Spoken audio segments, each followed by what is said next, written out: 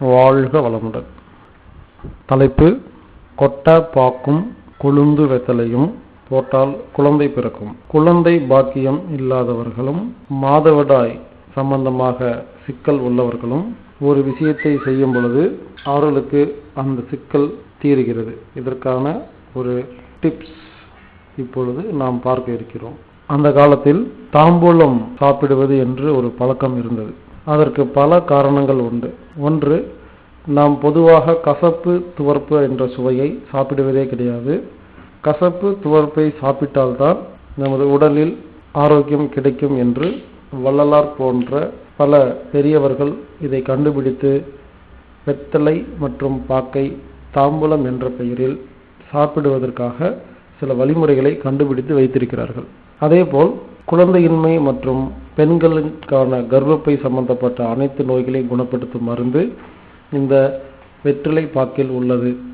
எனவே தினமும் ஒரு வெற்றிலை பாக்கு தாம்பூலமாக சாப்பிடுவதால் நமக்கு குழந்தை பாக்கியமும் கர்ப்பப்பை சம்பந்தப்பட்ட அனைத்து நோய்களும் குணமாவதற்கு நிறைய வாய்ப்புகள் உள்ளது. ஆனால் ஆரம்பத்தில் தாம்பூலமாக ஆரம்பித்த இந்த பழக்கம் போக போக அதில் சுண்ணாம்பு, பலவிதமான புது வகையான பாக்குகள், போதைப் பொருள்கள், ஜர்தா, பீடா 120, 320 என்று அது போதைப் பொருளாக இப்பொழுது மாறிவிட்டது. நான் கடையில் கிடைக்கும் பீடா ஜர்தாவை பற்றி பேச வரவில்லை. சாதாரண வெத்தலை, சாதாரண பாக்கை நமது கிராமத்தில் உள்ள பாட்டிகள் சாப்பிடுவது போல் சாப்பிட்டால் மட்டுமே பலன் உண்டு. அதே சமயம் இதே விஷயங்களை திரும்ப திரும்ப செய்யும் பொழுது இது ஒரு அடிமைத்தனமாக மாறிவிடுகிறது. அப்படி இருக்கக்கூடாது. ஒரு நாளைக்கு ஒரு முறை என்றால் அது மருந்து. 2 முறை 3 முறை அல்லது ஒரு நாளைக்கு 15 முறை என்று வரும் பொழுது இது நோயை ஏற்படுத்தும். எனவே இந்த வெற்றிலை பாக்கை பொதுமக்களுக்கு அறிமுகப்படுத்துவதில் சற்று யோசனை உள்ளது. ஏனென்றால் ஆரம்பத்தில் மருந்தாக பயன்படுத்தும் இவர்கள் பிறகு போதைக்காக பயன்படுத்த ஆரம்பித்து விடுகிறார்கள். எனவே இந்த கட்டுரையை படிக்கும் பொழுது ஒரு விஷயத்தை தெளிவுபடுத்திக் கொள்ளுங்கள். இது மருத்துவமாக மட்டுமே பயன்படுத்தவும். வெற்றிலை பாக்கை ஆண்கள் வாயில் நன்றாக மென்று அதை பெண்களிடம் கொடுத்து அவர்கள் சாப்பிட்டால் குழந்தைய பாக்கியமும் கருப்பை சம்பந்தப்பட்ட அனைத்து நோய்களும் குணமாகி ஆரோக்கியம் வாழ்வதற்கு அற்புதமான மருந்தாக செயல்படுகிறது. இதை நாம் பல சினிமா படங்களில் பார்த்திருப்போம், காதல் காட்சிகளில் பார்த்திருப்போம். ஆனால் இதற்குள் ஒரு மருத்துவ குணம் இருக்கிறது. ஆணின் எச்சில் பட்ட தாம்பூலம் பெண்ணுக்கு மருந்தாக வேலை செய்கிறது என்பதை ஞாபகம் வைத்துக் கொள்ளுங்கள். சாதாரண தாம்பூலத்தை விட ஆணின் எச்சில் பட்ட ஒரு தாம்பூலத்திற்கு சக்தி 1000 மடங்கு அதிகம். இதை நமது முன்னோர்கள் கண்டுபிடித்திருக்கிறார்கள். எனவே இந்த காரியத்தை செய்வதனால் ஜாலியாகவும் இருக்கும், அதே சமயத்தில் மருந்தாகவும் வேலை செய்கிறது. உதாரணமாக நாகூர் கோயிலுக்கு பல பேர் சென்றிருப்பீர்கள். நாகப்பட்டினம் காரைக்காலுக்கு இடையே உள்ள நாகூர் தர்கா கோயிலில் நாகூர் ஆண்டவர் சன்னதி இருக்கும். அங்கே சென்று அவரின் கதையை கேளுங்கள். அவருக்கு திருமணமே ஆகவில்லை, ஆனால் நிறைய குழந்தைகள் இருக்கிறார்கள். எப்படி என்றால் அவர் செய்தது இவ்வளவுதான். அவர் தாம்பூலத்தை, வெற்றிலை பாக்கை வாயில் மென்று ஒரு பெண்ணிடம் கொடுத்த போது அந்த பெண் கர்ப்பமடைந்தாள் என்று அவரது வாழ்க்கை வரலாறில் நீங்கள் படிக்கலாம். எனவேதான் திருமணம் ஆனவுடன் ஆண்கள் சாப்பிட்ட இலையில் அவர் மீதி வைத்ததை பெண் அதே இலையில் உட்கார்ந்து சாப்பிட வேண்டும் என்று ஒரு பாரம்பரிய கலாச்சாரம் நம் நாட்டில் இருந்து வருகிறது. இதற்கு பெண் அடிமைத்துவ காரணத்தை தயவு செய்து யோசிக்காதீர்கள். அதில் ஒரு மருத்துவ குணம் உள்ளது.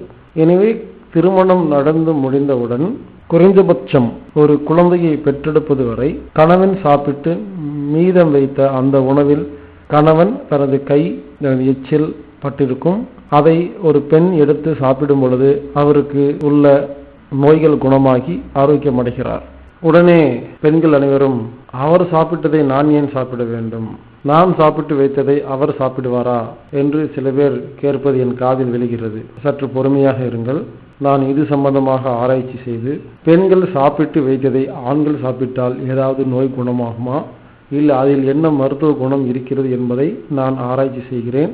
விரைவில் உங்களுக்கு சாதகமாக ஒரு பதிலை கொடுக்கிறேன். இப்பொழுது நாம் கூறியிருக்கும் இந்த விஷயங்கள் கண்டிப்பாக நமக்கு நல்ல பலனை மட்டுமே கொடுக்கும் என்று நம்புகிறேன்.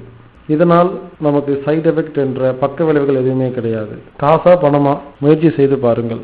இப்படி ஒவ்வொரு நாட்டிலும் ஒவ்வொரு மதத்திலும் உள்ள ஒவ்வொரு பழக்க வழக்கத்திற்கும் பின்னால் ஏதோ ஒரு உண்மை ஒளிந்திருப்பதை உணர்ந்து கொண்டு இனிமேல் தயவு செய்து எந்த ஜாதி மத கலாச்சாரங்களை மற்றவர்கள் கிண்டல் கேலி செய்யாமல் அதில் உண்மைகளை புரிந்து கொண்டு நாம் அதை கடைபிடித்து ஆரோக்கியமாக வாழ்வோம். எனவே இனிமேல் நாம் கொட்டைப்பாக்கையும் கொழுந்து வெற்றிலையும் போட்டு தூள் செய்வோம் என்பதை கூறி இந்த கட்டுரையை முடிக்கிறோம். மேலும் விவரங்களுக்கு ஃபோன் மூலமாக தொடர்பு கொள்றதா இருந்தால் இந்தியா ஹெட் ஆஃபீஸ் நம்பர் +919942210007. இன்னொரு நம்பர் 9842452508. இமெயில் மூலமாக கான்டாக்ட் பண்ணுறதா இருந்தால் anatomictreatment@gmail.com ANATOMICTREATMENT@gmail.com இல்லைன்னா healerbhaskar@gmail.com HEALERBASKAR@gmail.com anatomictherapy.org அப்படிங்கிற வெப்சைட்லேயோ anatomictherapyfoundation.com அப்படிங்கிற வெப்சைட்லேயோ நீங்கள் எல்லா விஷயங்களையும் தெரிஞ்சுக்கலாம். வாழ்க வையகம், வாழ்க வளமுடன்.